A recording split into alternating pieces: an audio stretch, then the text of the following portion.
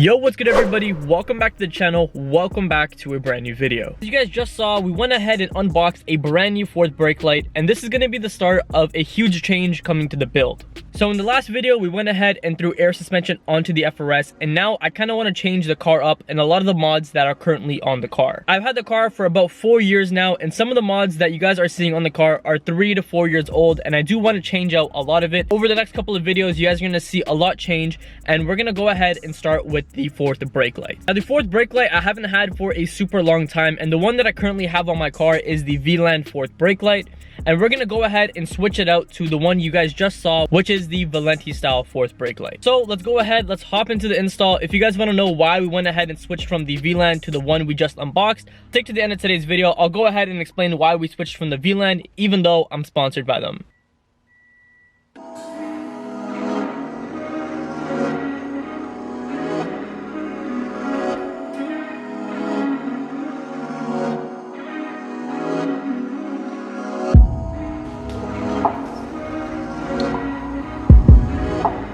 Okay, so first things first, you have to go ahead and get rid of anything that's going to be in your way. So in this case, I have the carpet. I also have a wood trunk setup that I already went ahead and removed. I only removed half of it because I don't want to touch the air tank or the compressor in the back. Just don't want to mess with any of that. So I removed half of it, and I'm sure I'm able to go ahead and work around this to go ahead and wire the fourth brake light.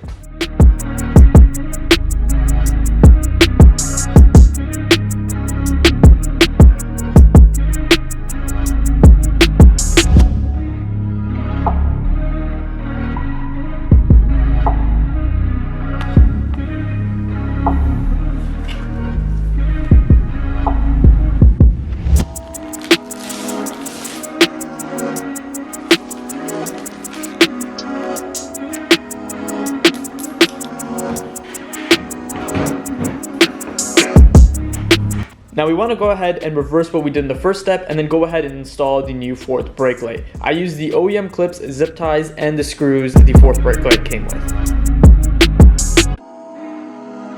Okay, so the wiring is the hardest step of the whole entire install.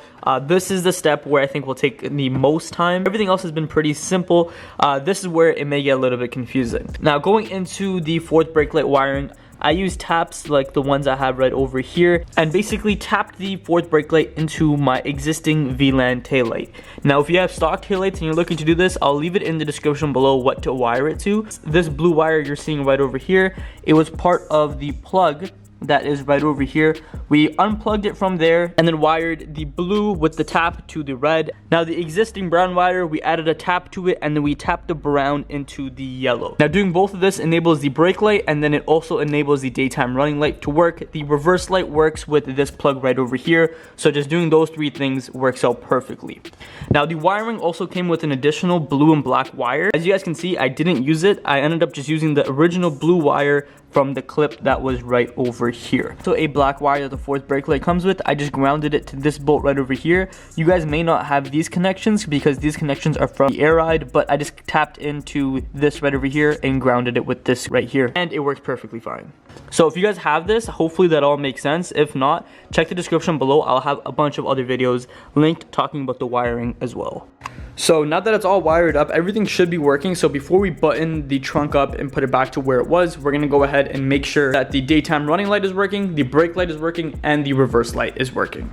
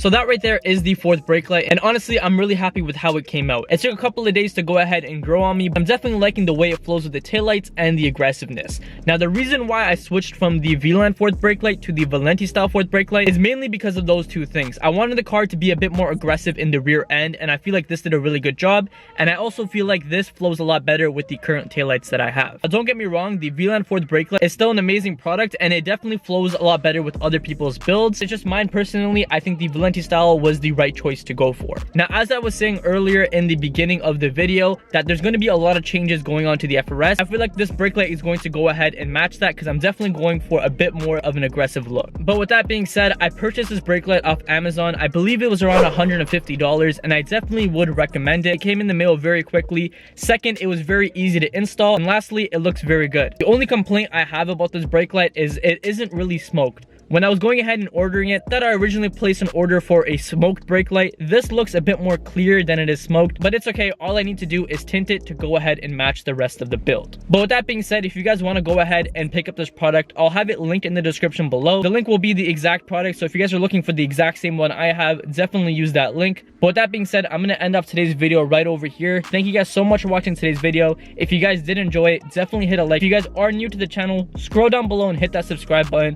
And with that being said, I will see you guys all in the next video.